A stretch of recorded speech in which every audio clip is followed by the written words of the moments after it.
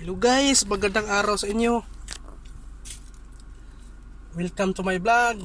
Guys, mayroon akong share sa inyo guys. May pala-check sa akin guys. Tingnan mo guys. Check engine. May check engine guys. Tingnan nyo guys. Ang sakit itong makina na to, pag maka-andar na siya, nagsi-check engine. At saka ilang minuto maganda yung andar niya. Pero pagpatayin mo ng ilang minuto, pag malamig na, pag andar mo ulit, ayaw nang mag-start.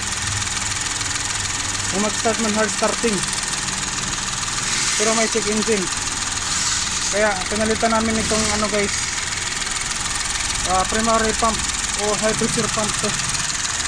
High pressure pump.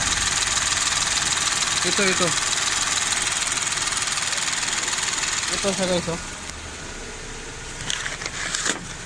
Dito siya guys. Kaya siguro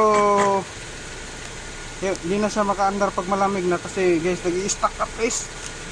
Kasi tinignan ko yung bago, ano naman, malambot naman, ganunin. Pero ito, ang tigas. I-stack up yung pump niya.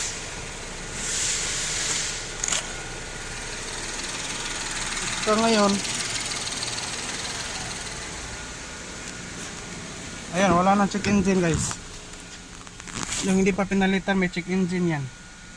Ngayon ang imilaw sa seatbelt at saka sa gasolina. Yan, pintuan naman yan. Pintuan yan eh. Pintuan, seatbelt, gasolina. Pa yung check engine wala na.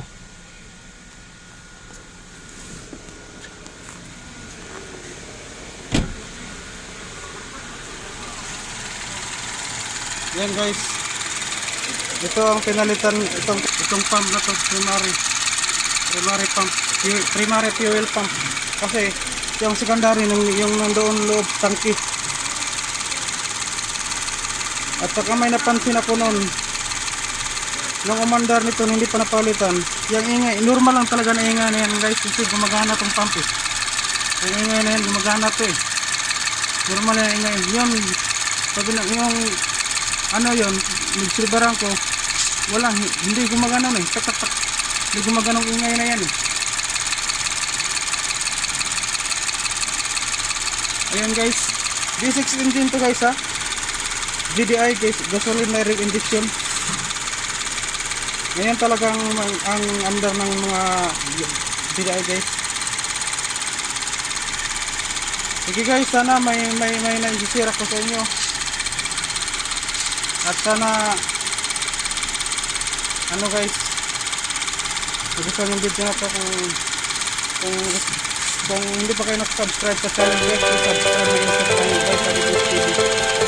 Okay guys, bye bye. Ingat kayo, mag-ingat mo.